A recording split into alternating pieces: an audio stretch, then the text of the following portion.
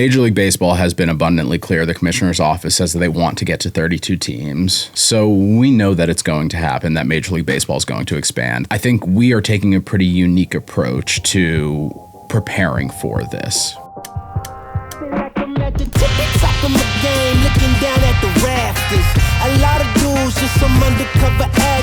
Welcome to the Absolutely Ridiculous Show. We've got a fun conversation and guest on today that I think it's got a lot of people's interest piqued, which is the Nashville Stars. Will General, wanted to hear a little bit about you. I know you came to the Stars as the marketing director. You had previous time over at Red Bull. What's your background? What's the experience that you bring into this new position? And then I want you to talk a little bit about what is this new position? What are you doing? Yeah, for sure. And I'm super happy to be here today. So I'm Will General. I'm the director of marketing for the Nashville Stars. That title lasts a total of 3 months now, so still pretty fresh into the role. But I've been around the Stars since I moved here in 2020. I was up in Chicago at the time working for Molson Coors in the beer business, so I've been in the business of fun for a while. And I'm a brand guy at heart. I was on the Miller Lite brand, and I was in innovation, launching new products to the world, alc and non-alc. And moved down here to Nashville at the start of COVID. Came here with a duffel bag and my wife, thinking we'd be here for 2 weeks. Ended up being here for 2 months. Called our landlord and said, "We love it here. We're never leaving this place." So very happy to call Nashville home.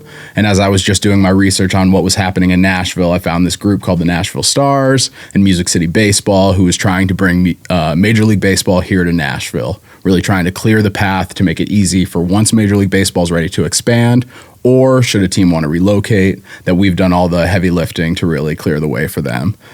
So I volunteered, I helped them out. I found another full-time job at Red Bull in the meantime. So I was with Red Bull for the last 4 years, throwing people out of airplanes and slinging millions of cans of Red Bull out to people. But this has been my dream forever, to bring Major League Baseball to this city, with everything that this city has to offer, with an amazing story and brand behind the Nashville Stars. To be able to tell this to more people every single day is definitely a dream come true. Why baseball in Nashville? I mean, I think Nashville is the easy part. I mean, Nashville sells itself. And I mean, being from the Northeast, I'm originally from New Haven, Connecticut, spent time in Philly, spent time in Charlotte, lived in Chicago. Nashville really wasn't on the map for me. My wife had some family here. So that's why we came here down here during COVID. But it didn't take long for us to realize how amazing this city is. I mean, while many people may have thought that you could fly over this place, nobody thinks that anymore. With the entertainment here, with the education system here, with the love of baseball in this state, it's a no-brainer to us why Nashville is a great place for Major League Baseball. I mean, we have lots of fun stats. BNA is actually the only airport in the country where you can fly to all 30 other cities. I mean, yeah, between JFK and LaGuardia, you can obviously get everywhere, but from BNA, you can get to all 30 other major league cities on a direct flight coming from BNA. We're a two-hour drive from lots of amazing places. I think 80% of the U.S. population lives within a 2-hour flight of Nashville.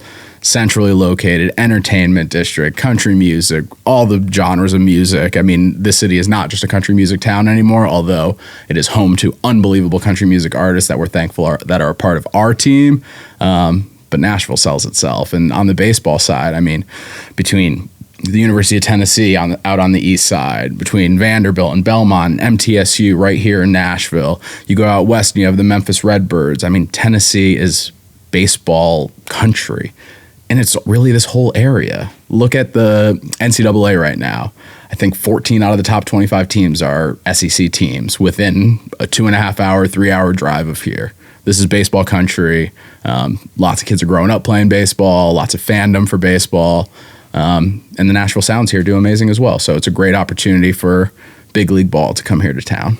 It is. No, it's a fun thing with Nashville that a lot of people don't realize, like, why it became Music City, right? Being centralized and being able to go to St. Louis or Atlanta or Chicago or Detroit and all be a very close proximity enough to where you can go have a show and then come back to your family. It's centrally located for a strategic reason. That's right. It makes sense to have like the additional teams, additional entertainment venues that make it easier and cheaper for teams to be able to travel.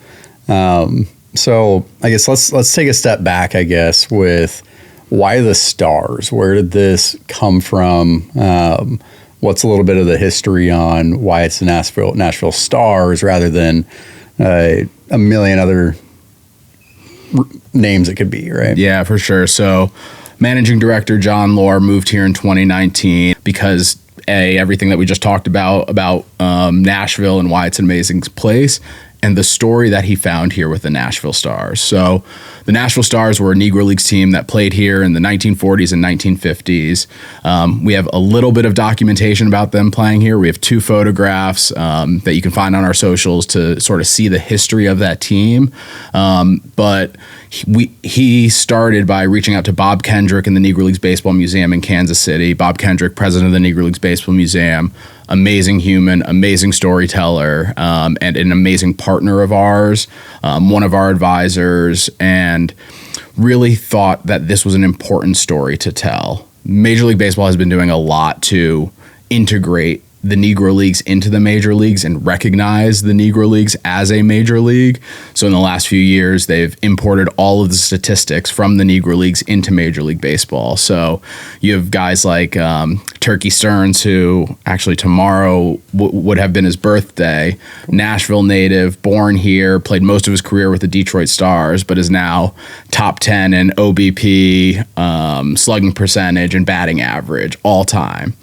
So Major League Baseball has been doing a lot to incorporate the Negro Leagues. They just played the game down at Rickwood Field, historic Rickwood Field down in Birmingham, Alabama. And we think that the next best step is to name a team after the Negro Leagues team. So not only were the Nashville Stars the team that played here, but there were teams in Philadelphia called the Stars, in Detroit that were called the Stars, in St. Louis that were called the Stars. So while it's a tribute to this team, it's really a tribute to the entire Negro Leagues. And through our partnership with the Negro Leagues Baseball Museum, we just want more people to understand this amazing piece of baseball history and amazing piece of American history. Yeah, we talked about last time we got together with kind of how baseball has progressed. I mean, all sports, but baseball specifically, it took a lot longer to get to the self-expression like era that we're in. But the funny thing is that's Major League Baseball. And if you go back to the Negro Leagues, self-expression started there.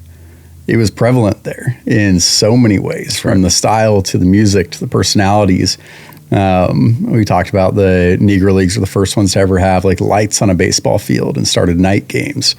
As that was the time they had access to a field. Mm-hmm. There's so much rich history that has kind of been forgotten that you're actually seeing now, however many years later, come to the surface with these players. It's amazing. I mean, I think it's a great recognition of the history that's there. And baseball is a sport that's so deeply tied in history. I mean, we still talk about Babe Ruth as the greatest hitter of all time, and it was nearly 100 years ago that he was playing. So I think recognizing that there are other pieces of history that weren't necessarily told that should be told is such an important thing. And I think one of the amazing things that Major League Baseball has also done in partnership with MLB The Show and in partnership with the Negro Leagues Baseball Museum is starting those Negro League storylines. So you can play and actually learn the history. So especially with the youth who Major League Baseball has had a challenge in reaching, to be able to bring in those stories into the MLB The Show is just amazing. And actually we went up to Detroit and met with Vanessa Ivy Rose, who's Turkey Stearns' granddaughter. Cool. And it was the day before that the show came out where Turkey Stearns was in the game. And she was almost in tears talking about being able to play a video game as her grandfather and how cool of an experience that was for her, and how she brought it into the classroom and used it as an avenue to teach kids and tell them the story. And then those kids wanted to learn more and they wanted to read books. So it's just an amazing tribute to the Negro Leagues and a tribute to baseball history. Yeah, that's cool. Has there been any sort of pushback with both connecting it to the Negro Leagues and with just trying to get a team started in Nashville? Yes, on both fronts, but I mean, we are believers, and I think any good dream will have some people that aren't necessarily on board for it. I mean, whether or not Major League Baseball ends up in Nashville is in part Major League Baseball's decision, and it's our job to pave the way and make it really easy for them to say, yes, this is an amazing place for it. So we believe that this is an amazing city for it. I mean, the amount of locals who have rallied around the teams that have come here. I mean, hockey was never supposed to succeed in Nashville, and the Predators have one of the best fan bases. Major League Soccer, how could that ever succeed in Nashville? And look at what's going on at Geodis around the corner, sold out every single night. So there are plenty of naysayers around that as well. And sure, there'll be naysayers about baseball in Nashville, but we don't really listen to the naysayers. We bring it on. And on the Nashville Stars name, sure. I mean, I think more of the naysayers are around not knowing the story and saying, it's a pretty boring name. But once you get into the history and tell the story of the Nashville Stars and the connection to the Negro Leagues Baseball Museum, there are very few naysayers. And while that is our absolute foundation that we will never walk away from, the Stars gives us so much fun, playful ways to expand on it, from especially in this town, this entertainment industry that we have here that is growing every single day. Like, we're going to have plenty of music stars nights and entertainment stars nights as more movies are being developed here and more podcasts and more entertainment in the comedy scene. I mean, we'll play into every angle of what the Stars looks like, the Americana and the love for this part of the country. Like, we'll have Stars and Stripes nights. So not only will we have our deep connection to the Negro Leagues, but we'll also expand that in lots of really impactful ways to deepen our ties with the Middle Tennessee area. And I mean, that's another thing. The Tennessee's got 3 stars on it, and we think the Nashville Stars is really that tribute to Middle Tennessee as one of those 3 stars. So lots of fun ways that we'll play around with the name. You guys dive deep into storytelling, it sounds like. Where did that come from? Is that with trying to market the team? Is that part of like one of the values that you kind of been founded on? I guess, what does storytelling mean to you guys? Yeah, I mean, at this point, that's all we have. I mean, there's no team to market. There's no stadium to go watch the players play. So what we can do is build fans every single day by telling the story. And I think I'm a marketer. I think about consumers generally and customers, but fans is such an honor. I mean, fandom is way more than just a casual buyer. Fandom is something that people believe in. It's something that is core to their heart. And you only get that through some stories. I mean, I've been able to work on some unbelievable brands in my life, like Miller Lite and Red Bull. Like, I like to say I've only worked on brands that people get tattooed on their body. And the only way you're going to get something tattooed on your body is if it means something to you. Yeah. People get a Miller Lite tattooed on their body because they remember their first beer with their dad hanging out in their garage, and that's why it meant something to them, or their fraternity brothers, or Red Bull because of all of the amazing sports things that they've accomplished, it means something. Mm-hmm. So to be able to start this brand from a storytelling standpoint is just a natural place for us to start. We'll have fun talking about players and designing jerseys and all of that. But telling the story behind why this brand, our connection to Music City, our connection to Tennessee, and to this whole Delta region around here, that's an important place for us to really begin our foundation with our fans. It is. What I've heard about a lot of these, Orlando and Portland and Montreal and Charlotte, there's a lot of cities being talked about that want teams, and a lot of them talking very confidently that they're the ones getting the teams. But there's also the chatter about it's all a pipe dream, right? Mm-hmm. It's people selling something that doesn't exist. It's a team that we have jerseys and hats for, names and whatnot, and creating fans around this thing that doesn't technically exist. There's no 9 players on a field, right? Yep. How do you, I guess, communicate and get people to understand the process that it takes to get a team? What goes into the behind the scenes? What does MLB have to do to finally approve it? What does that look like from point A to Z? Yeah, I mean, Major League Baseball has been abundantly clear. The commissioner's office says that they want to get to 32 teams. Commissioner Manfred's time ends in 2029, and he said he wants to have 2 teams named by then. So we know that it's going to happen, that Major League Baseball is going to expand. There are other leagues that are already at 32 teams. 32 is great from a scheduling perspective. You have 8 divisions of 4. I mean, there's lots of logistic reasons why it makes sense as well. But it's also a great thing for the game. I think baseball, in more ways than a lot of other sports, is highly regional and local. It's the reason why minor league baseball has been as successful as it is, because people just like going out to the stadium to have a beer and a hot dog, or a Coke and a hot dog. So it just makes sense for things to expand. I think we are taking a pretty unique approach to preparing for this. We cannot guarantee that we will win the bid at the end of the day, or that Major League Baseball will choose this location, but we can do the work every single day to position ourselves to be ready. So the way that we think about it and the process is really threefold, I would say. One, it's a real estate problem to solve.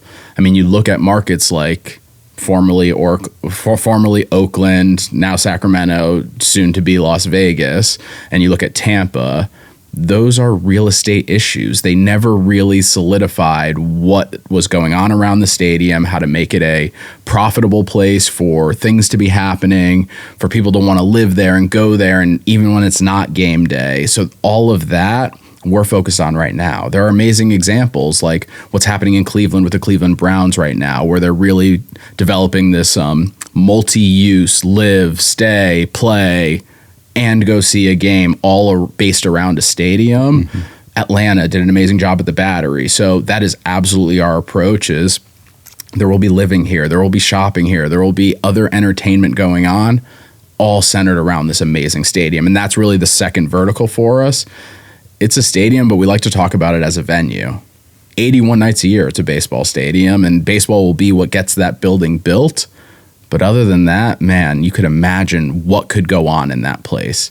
I mean, you see the rise of things like WWE and being able to host Monday Night Raws there, or you see all of the concerts that are happening in the city every single day. I mean, what they're doing at Bridgestone to expand that is going to be great, but capped at 20 or so thousand people. You see what's going to happen at Nissan, and that's going to be another beautiful place to play, but that's 70,000 people. There's a pretty big gap there in the middle. So we think about building a brand new venue that can fill that gap for lots of different size artists, and to build the venue in a way that it could be divided up so you could have a 10,000 person concert like you might see at something like an Ascend Amphitheater, or you have something that could be a 40,000, 42,000 seat place for a sold out show.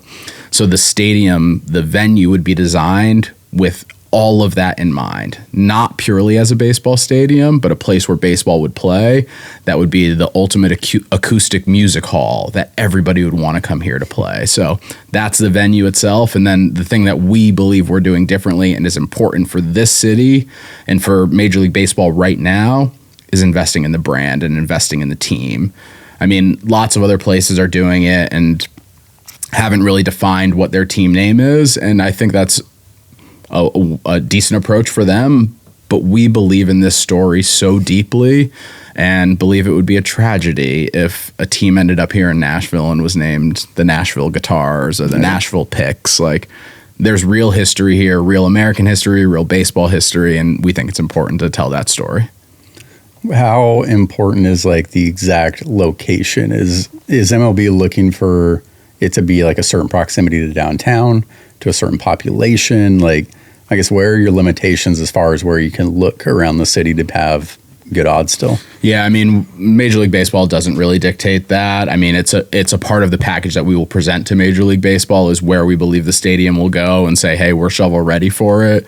So that's why I've been working with companies like Mortensen, who designs stadiums all over the country, and most recently signed a deal with Lincoln Property, who is actually leading that development of the multi-use development out in Cleveland, and they've done a bunch of other ones around the country and around the globe, to look at 8 different locations throughout the Middle Tennessee area. I mean, I close my eyes and I can sort of envision where it could be here in the city, but that's what they're here for. Every location is going to have its pros and cons, its challenges and its draws. Some things are right in the mix, and you have all of that amazing stuff already going on around it that you just plop a stadium in and a venue in, and it's great right there. And others present amazing opportunities to do something new and to grow this city in a way without just piling it all in the same spot. But we are looking at 8 different locations all throughout Middle Tennessee, mostly in Davidson County, but a few out in the suburbs. I mean, teams have done different things. Atlanta is another example, moved out into the suburbs, and they've done a great job there. Again, I lived in Philly and I lived in Chicago. I love the idea of a right downtown sort of a thing, but Nashville's still a small city, even if you're on the farthest west side of the city. You're a 15-minute drive from the airport and a 10-minute drive from downtown. So I think there are lots of interesting places where a stadium could go.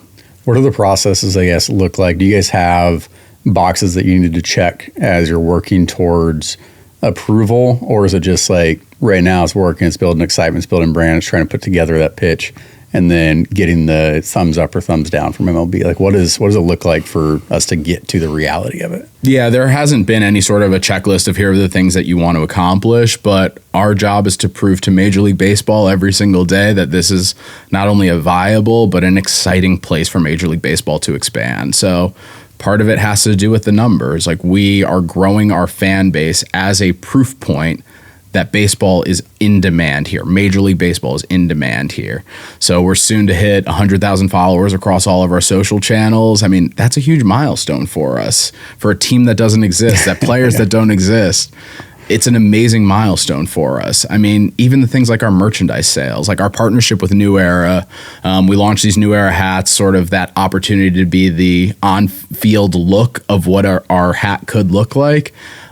Really blew us out of the water. I mean, within a week of them going on sale, we sold out hundreds of hats across 34 states, across 4 non-US countries. So not only does that mean like locally, and we sold a ton here. I mean, me and my team packed all those boxes up, so I know exactly where every single one went. But there's huge demand here in the Middle Tennessee area, but showing that this story resonates across the country and now across the globe, it's another proof point to Major League Baseball. So in the support of us, it's about following us and hearing our stories. It's about more companies like X, like Aria, wanting to be a part of the Nashville Stars story and helping us grow together. I mean, this is a built by Nashville team. We are not here to plop it in. It's not a billionaire showing up and saying, I want a team in Nashville. We're all here. We're on the street every single day. We're working with the Vanderbilt baseball team. We're working with local communities to really support what's happening here.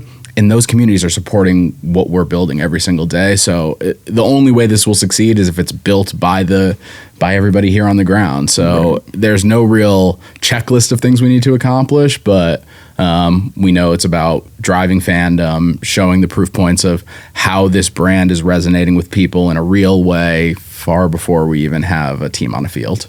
Cool thing about Nashville is what I've learned is like people, when say Californians or whatever it is move to a new city, it seems to start to shape the city from the things that they left. And in Nashville, somehow that hasn't happened over all these years. And I think something cool about this city is that people come here and they join the community. That's right. And people are so helpful and wanting to do things without like expecting anything in return, which I learned very differently in LA and in Phoenix and whatnot, where Nashville has this uniqueness about it that has an authenticity factor to it. And I think that's super advantageous to a team here because like I've heard like the Braves president say something about like that this is a Braves fan base. You know, like it doesn't make sense to move into a space that's already so close of a proximity to another team.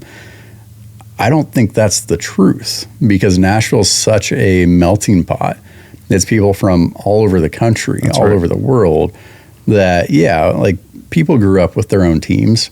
But when you're moving here and you're embracing the culture, embracing the community, the way that people do in Nashville, you embrace the teams and the Predators are the proof, right? You embrace the teams and you see it with the Sounds for the minor league team. You see it with the Titans for the NFL team. I don't think that this is a common case. as far as being in a proximity to other teams. And so I think that's like going to be one of the advantages and the things that Major League Baseball and the Commissioner's Office, or if they don't know already, are really going to have to understand about the people here and the community here, is that this isn't Montreal, this isn't Portland, this isn't Orlando, right? This is Nashville. That's right. And so that's what's going to be really exciting to see kind of come together is to see more of the community. I mean, you guys have an awesome board like put together with musicians and local influencers and leaders and whatnot. Who are some of those guys? Yeah, I mean, like I said, this is built by the Nashville community, and that was our goal day one when we moved here and chose this as a place for an expansion or relocation franchise. I mean, like I said, I was in Chicago for a long time, and Chicago's an unbelievable city, and no ill will to Chicago, but it wasn't the most welcoming place in the world. I mean, it was most people there talked about what Big Ten school they went to or what high school they went to. Nashville just has this sort of Southern hospitality that welcomes a lot of people in, that makes you not want to throw away your roots or your ties, but wants you to come in and sort of be a part of it. And I think, like you said, like I consider myself a Nashvilleian. I mean, I have 2 young kids that are Nashvilleians. They are born here, and I hope they'll forever be proud of it because this is an amazing place. But yeah, like you said, we are built by the local community and from the people in the music industry. I mean, everybody from a Luke Combs to a Justin Timberlake to a Kane Brown and a Mitchell Tenpenny to people in the baseball world that are here. I mean, Barry Zito, Barry Zito, Don Mattingly. I mean, lots of people that are supportive of what we're doing here, built by the local community, but then people from outside sort of looking in on what we're doing here. I mean, all-timers like a Bruce Bochy that are a part of our organization that are advising us from the baseball side of things.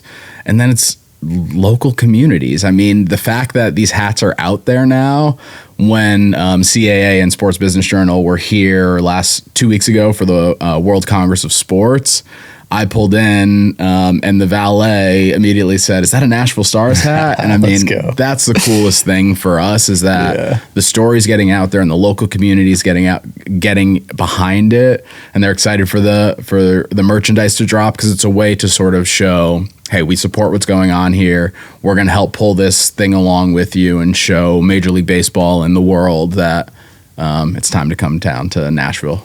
Well, let me ask you this. So I think the process is just super important for people to understand because if you understand the process, you can get a little bit more behind like a project. And so say Nashville gets a team. Where do the players come from? How does that work from there?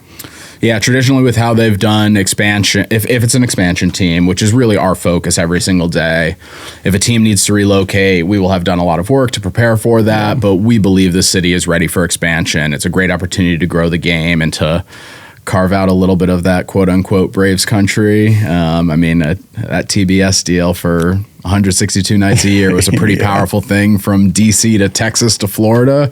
We think that there's a great opportunity to bring baseball here. But it generally starts with an expansion draft where the 30 teams all can earmark people that cannot be drafted from them. And then drafting happens where the new teams have an opportunity to start to build their team based off the other teams. But then there's also new jobs. That's why expansion's so exciting. That's 40 new positions, new spots on a roster, at least in one city, and Major League Baseball will do 2 at the same time to make sure it's balanced. That's 80 new on-field jobs, plus minor league systems that are built up from there. It's a great thing for the game. The game is flooded with talent right now, especially young talent. I mean, you see some of these guys that are really ripping through the system. If you have more opportunities for these players to get out there sooner, I think it's better for the game. That's what really excites the young audience, which is what Major League Baseball needs to bring in, is more youthful, diverse people that love this game, that want to be a fan of the game. And I think expanding and showing the growth of the game and giving more pipeline to some of this young talent to get to the big leagues is only a good thing for it. Yeah, a really cool thing with baseball is you got all these super late round picks that didn't develop until they were in the minor leagues. You have more opportunity for these guys because they've gotten rid of a lot of the minor league teams over the last 5 years, which cut a lot of jobs, right? And cut a lot of opportunity. It lowered the percentage of the odds to be able to make it. And when there's these guys that are coming in the 14th, 15th, 16th, 17th, 20th, 30th rounds, you know, and making it to the major leagues, you're losing all these stories and all these people that now never had that chance to develop. But a cool thing with the way that MLB's going right now is the international side as well. Getting to be able to see like all this extra international talent when you add 2 more teams. Like you said, it's not just the major league team. That's right. It's the whole farm system. It's a lot of players when it adds up from low A all the way up to the major leagues. Yep. So I guess actually I want to go to the hats first before I forget about it. Like, how does that look? Where did that collaboration come from? Because you guys blew up with that. That was trending on Instagram. And like, where did the collab come from? Where did the design come from? How did that like hit the way it did? Yeah, I mean, you said, have there been doubters or people that have said no in the past?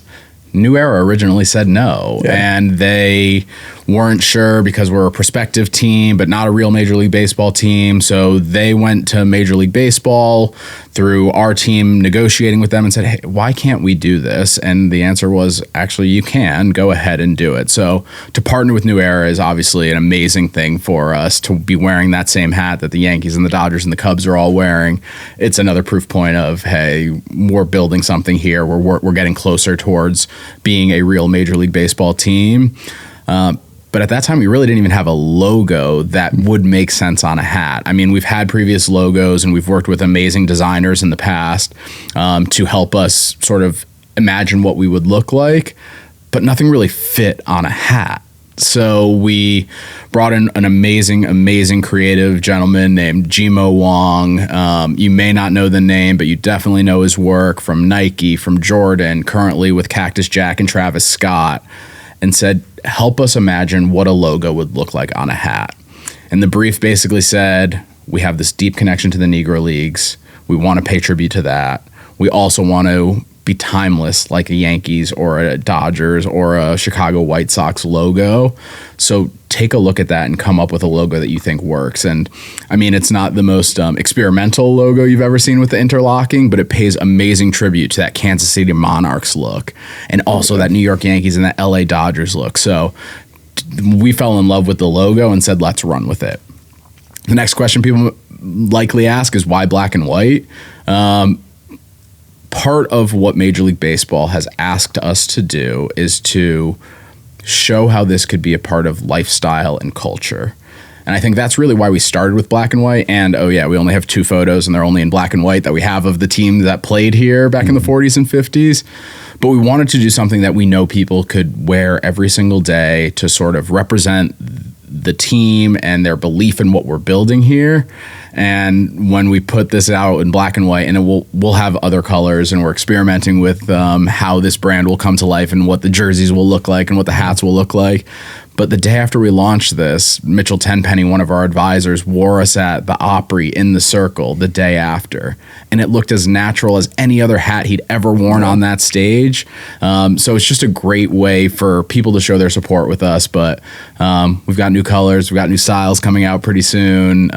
Like I said, within a week of us bringing the hats out for sale, they were sold out. And we are definitely stocking up inventory. And please stick with us. Early June, you're going to get to order way more of these hats. Where's the website for it? Starsbaseball.com. You can find all of our stuff there, or follow us on socials. We'll start teasing things out and showing some of the new designs that'll be coming out about a week before they come out. So early June, you'll be able to get more hats, and we're doing other great merchandise things. I mean, I hope that we have a little collab coming up pretty soon.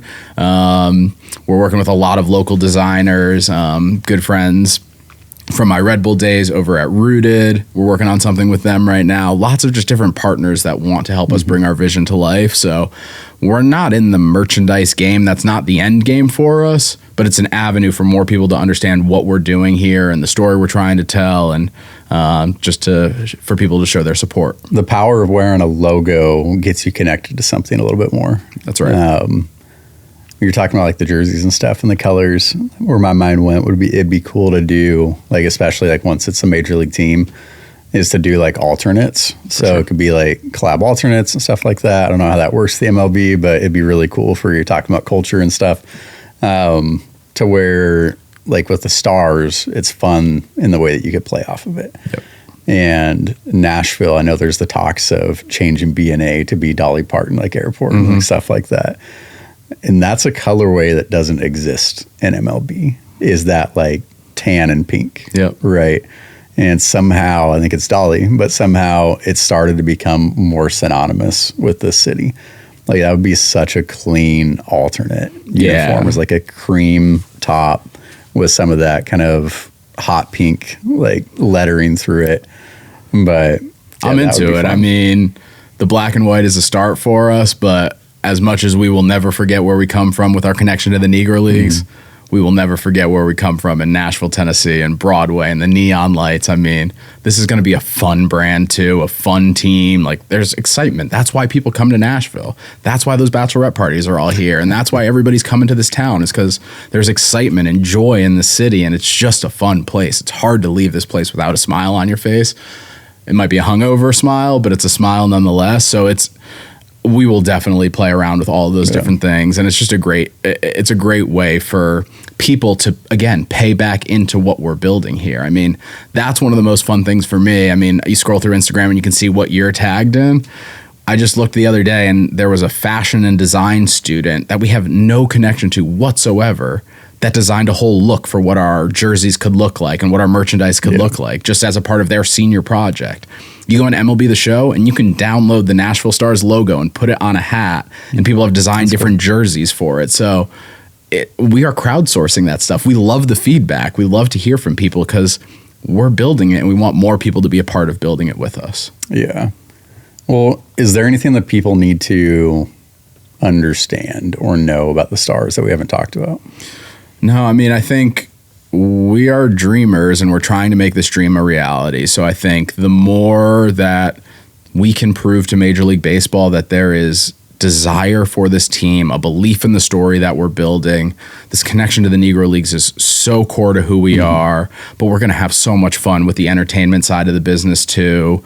I mean, I get to start dreaming. I mean, I have two sort of schools of thought that I'm really tied to right now once we get towards the end game of a stadium and fans showing up.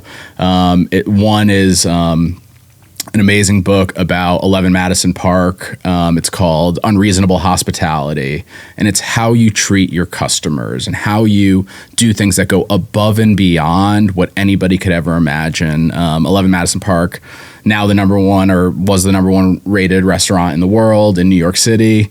The story actually starts with them being the 50th ranked restaurant in the top 50. And they said, look, we know our food is as good as anybody else's in the world, but we will differentiate based on unreasonable hospitality. Like, let's go over the top. So then I started dreaming, like, what could unreasonable hospitality look like for the Nashville Stars in a stadium? And could we bring in a Loveless Cafe and the first 1,000 fans every single night get a biscuit and a tea? Because that's Southern hospitality. That's Nashville. It's welcoming. And then the other side is what's happening here this weekend with Banana Ball coming into town.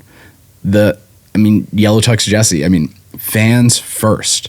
Make every decision fans first, and you're going to pave the way to unbelievable growth. So as a pure marketer, like, all I care about is what our fans care about. So please continue to share your point of view. If you can help, please help. Spread the word, follow us on all of our socials, sign up for the newsletter, buy more merchandise, talk about it. That is what will really show this groundswell of support for what we're building here with the Nashville Stars. And we'll see you at opening day in a couple of years. I'm excited, man. This is, for us, obviously, we started in baseball. Like, this is one of those things that it's like the dream, right? Is to not have a team in a city that we're in, but to be part of, like, the team coming in, to see it happen, to see the fan base start to go from nothing to something. Like, we've been talking about it here too. It's like, when this is evolving, like, we want to be a part of it. Like, we've talked about, is there a chance at naming rights? Is there a chance to have something inside the stadium? Like, we want to be extremely, like, involved with a team in Nashville. And so that's something where other companies and whatnot in town, like, I want to encourage them to think about that stuff as well, because it does attract people to the city. It does impact the economy. in a positive way. It's something fun that you can rally around. Yes. But count us in. Like, we're obviously fully in support of what y'all are doing. And we'll have to have you back again soon and get an update on where things are. But this is an exciting thing, not just for Nashville, but for baseball in general. Yeah, I'm super thankful to come here and have this conversation with you, to meet more of the absolute ridiculous fans out there, and for them to hear our story. We're both a couple of local brands trying to grow at both a local and a national level. So I'm thankful for our partnership, and I'm excited to share some more fun stuff with the rest of the world out there. Nashville's not just Music City. That's right. Nashville sports. I really think that Nashville can be the sports capital of the world. I agree. And we're having these conversations of it's really the only sports city that's disjointed. There's nothing that is bringing all of the professional teams, the college, the youth, like the people in sports together. Yep. So it's going to be really fun to see things evolve. And I think the baseball is that little thread that we need. But I appreciate you coming on, Will. Yeah, one of the last things I want to say is baseball brings people together. Like, no matter your political leanings, no matter your race, your gender, I mean, everybody has a connection to the game, and you're all wearing that jersey, and you're having your drink and your hot dog, and you're watching baseball. So it's more powerful and tantamount here in this city, and we're excited to bring it to here at a big league level. So there's one last thing we'll do before we wrap up, which is fan Q&As. And I'm not going to ask too many. I'll ask a couple. Let's see what's in here. I saw one that was good before we started, which was, if Nashville had a food at the stadium, what would it be? And you can't say hot chicken. I'm a beer and a dog kind of guy, okay, so it's got to be a hot dog, and it's got to be a special hot dog for people. I mean, I'm originally a Yankees fan from New Haven, Connecticut. Went to the old stadium hundreds of times before the new one opened, and went that very first year to the opening of the new stadium, which is absolutely incredible. Feels a bit like a museum. Paid a little too much for tickets and sat next to a woman who was drinking Kettle One on the rocks and eating sushi. And I wanted to throw up. It's got to be a hot dog, and it's got to be a beer. And given my ties, it'll be a Miller Lite and a hot dog. Is it going to be Daddy's Dogs? We're going to get Daddy's Dogs in the stadium? Love Daddy's Dogs. They came out and supported us at our opening day party. Great friends over there. Big fans. Let's go. All right, I'll do two more. One, because this is the most commonly questioned in here, is when's the next hat drop? Just a chance to restate it. Yeah, first week of June, hats will be back on sale for anybody local here in Nashville. It's a good time with CMA Fest coming around. Keep an eye on stage and see who else is going to be wearing the hat, and you can be matching them by buying some hats during that week. It is hilarious. That's the most commonly questioned in this thread. We love it. When's the next hat drop? Last one. How will music be situated in the stadium?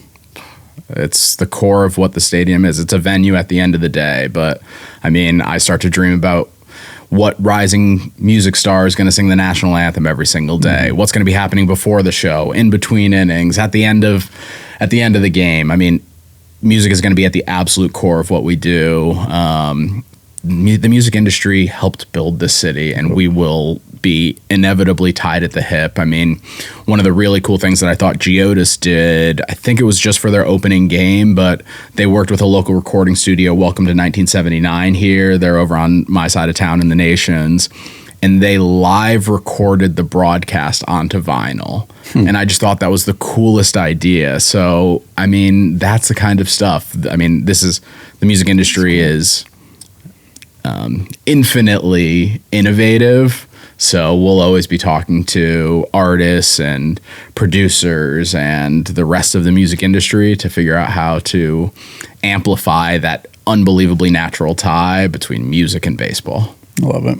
Well, appreciate you coming on, man. Thank you, guys. We'll schedule another one again soon.